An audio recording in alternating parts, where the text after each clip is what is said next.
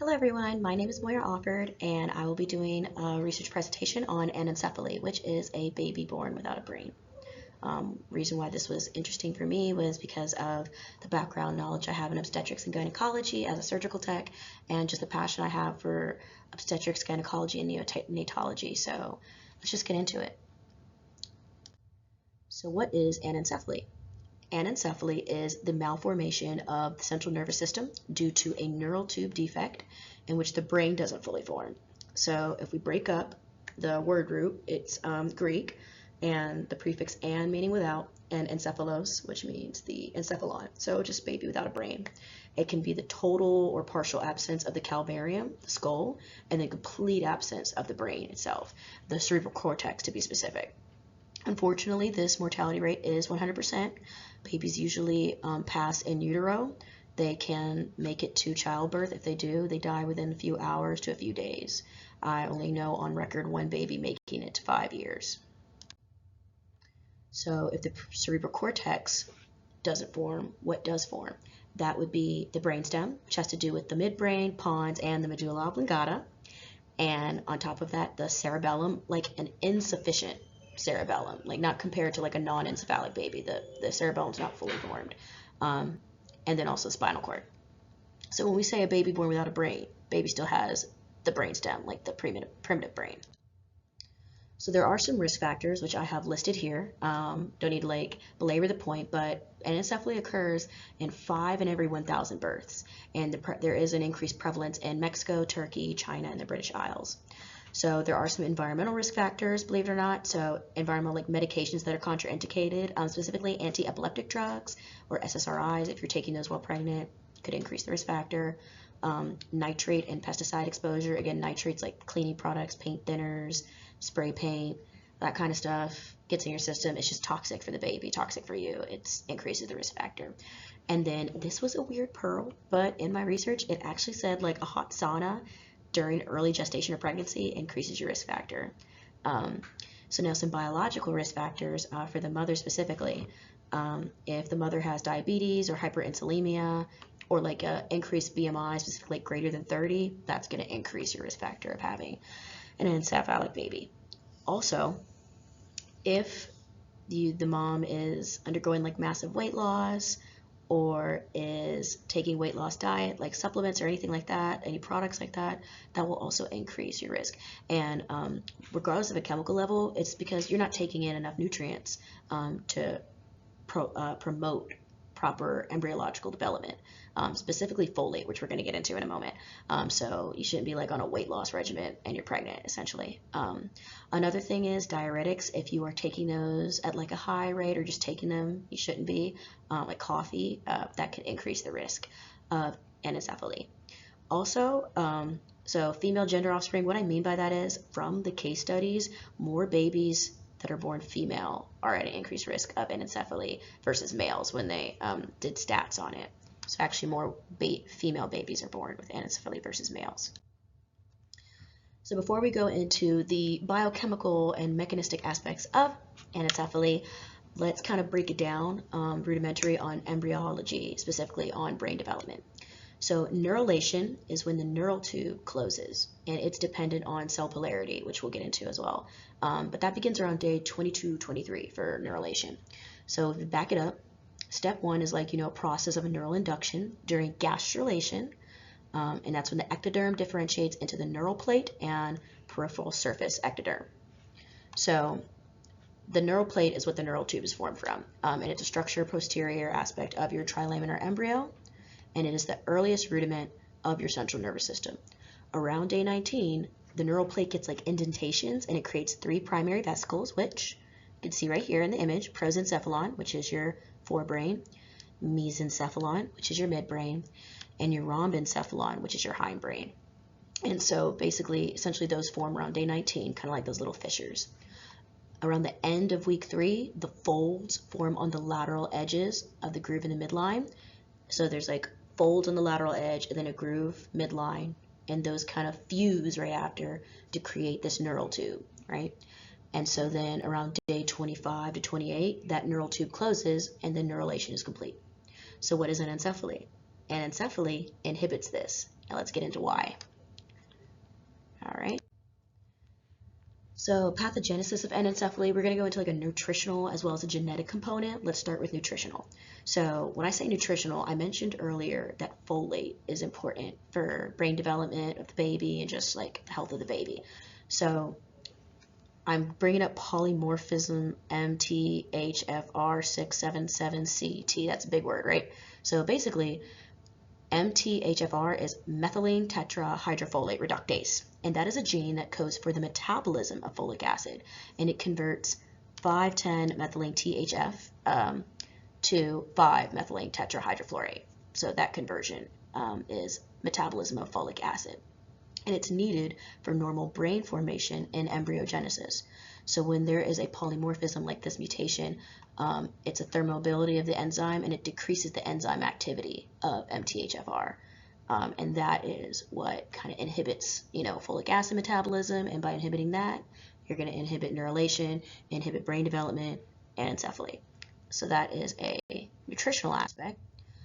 So now let's go into a genetic aspect. So there's planar cell polarity, PCP, which is a mechanism that is actually responsible for giving cells coordinated polarized orientation to allow for neurulation to occur efficiently. So I mentioned earlier, a few slides ago, that neurulation is dependent on the polarity of the cells. PCP is what kind of gets that going.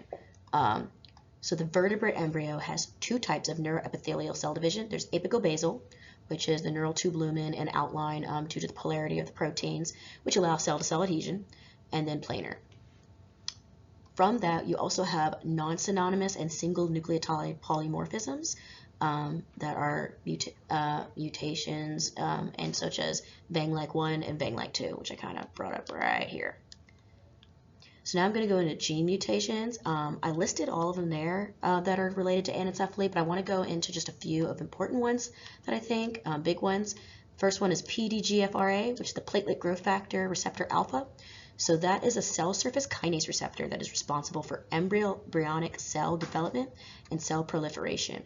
So creating cells and making more cells for embryogenesis. And it's a frame shift mutation that happens on PDGFRA called PDGFRA-C dot, the frame shift mutation coding. And it causes a premature stop codon to attribute to the formation of anencephaly, because it stops, pretty much, it's a frame shift mutation that just kind of stops that PDGFRA from occurring. It's a stop codon. There's also EGF, laminin G, 7-pass G-type receptor, and then paired box3 gene, PAX3. So that one allows for neurulation to proceed. So when there's a mutation on that, neurulation can't proceed. Now here's the caveat to that. If you are taking folic acid supplements, your prenatals properly, this actually will still allow for neurulation to proceed and will prevent cranial and neural tube defects that will happen if you had the paired box3 gene. So the PAX3 is going to cause neural tube defects if you have like a mutation on it, because this is what allows neurulation to proceed. If you have a mutation on it and it's downregulated, if you're taking folic acid, that kind of supplements it. Okay, so the pathogenesis, we're going to go into acrania and spina bifida. So yeah, acrania, I mentioned that before, the prefrontal cortex isn't forming. Also, the cranium is not actually forming. And so there's merocrania, where the foramen magnum is not involved, and holocrania when it is involved, as in like not forming. And then also spina bifida is related to anencephaly. It's kind of linked to it. This right here is a neonate, like a baby's brain, their skull. As you can see, the fissures, the fontanelle, kind of not fully formed. So some clinical research. The International Society of Ultrasound and Obstetrics and Gynecology, which I have kind of routed right here, they actually recommend now ultrasound screening, especially if you have an increased risk factor in the first trimester, because to try to see if you can diagnose this earlier, because there is a sign to diagnose it. So around 11 to 19 weeks of gestation, you can do a transvaginal ultrasound, and you'll actually be able to tell the crown rump length is significantly reduced by 2 to 3 weeks. And here's an image of that right here. The crown rump length of a 14-week-old anencephalic embryo is significantly reduced by like 2 to 3 weeks. And that's because of the absence of the cranium or the brain. Also, you'll see in irregular masses of connective tissue, and it's vascular tissue. It's like replacing the neuronal hemisphere. Since they don't have a cerebral cortex, it's kind of fusing this top part, which is connective tissue and vascular tissue, and it's called a Mickey Mouse sign that you can actually see on ultrasound right here. So here is the Mickey Mouse, and that in itself is kind of an ultrasound diagnostic test for anencephaly. So let's go more into it. You can also see the last 2 months of pregnancy, the fetus will exhibit hydramnios, and that basically means a failure for the fetus to swallow amniotic fluid. In addition, there are fibrous amniotic bands around the external base of the calvarium around week 18 that form, and that you can see on ultrasound. Base of the skull, which you can see right here, and there's those amniotic bands that I was talking about. In addition, there's an abnormal attachment of the placenta to the site of the skull. It's a defect that you'll see upon delivery of an anencephalic baby. So physiological findings, sorry that my face is cutting it off a little bit, but these are the frog eyes sign, and that's like an abnormal protrusion of the orbital structures due to an abnormal development of the cortex.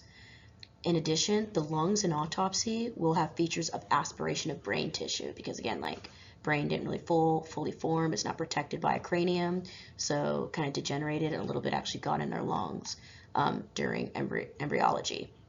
Also, the corpus callosum and cerebellum are not sufficiently developed in anencephalic babies, which I mentioned earlier, like there is a cerebellum, but it's not as sufficiently developed as a non-encephalic baby. So some comorbidities that are associated with anencephaly. Again, I'm sorry, my camera is cutting off the image here, spina bifida, but I'll get into it.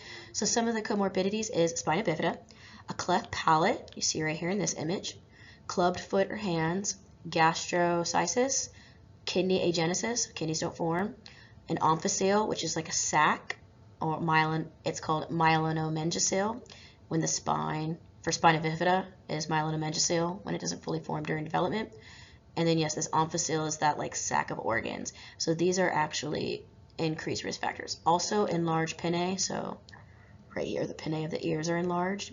These are some comorbidities that you'll see with anencephalic babies. So now some symptoms and pathology of it. Anencephalic babies will be born blind, deaf, unaware of the surroundings because again proprioception is inhibited. They're unable to feel pain or nociception, fun fact. So their nociception is downregulated. And now you think about it, that actually makes sense because since the brain's not fully formed, those receptors that usually can see, like perceive pain, which is what we learned in class, the perception of pain, they can't. Also, they will experience fetal lung hypoplasia, which is, it's around 16 weeks and in the fetus, and it will be shown with both hiccups and breathing movements, kind of like the lungs not bringing in enough. Also, these jerky, uncoordinated reflex. So there's a study of 8 anencephalic fetuses with ultrasound observations of them. Turns out they were post-mortem, and they were abnormal movements that were forceful, jerky in character, and just a large amplitude. So prevention, how do we stop this? Like, how do we prevent it? So unfortunately, there is no like cure to anencephaly. And if it's also just a genetic spin of the wheel that you just unfortunately have, but you can reduce your risk factors by 1, taking proper prenatal care. So take the folic acid medication in this B12 methylfolate you see right here. Decrease diuretic usage prior to pregnancy and during pregnancy. They are strict on that 1 cup of coffee a day. Avoid toxins, so drugs, alcohol, nitrate, pesticides, anything like that. It's toxic to your body, it's toxic to the baby. So you can do your part and also just live a healthy lifestyle. You know, diabetes is an increased risk factor, hyperinsulinemia, a high BMI, like try to reduce those, can reduce your risk factor because unfortunately it's still a 100% mortality rate. And these were all my works cited, as well as the article I got my information from. And thank you all for your time and consideration.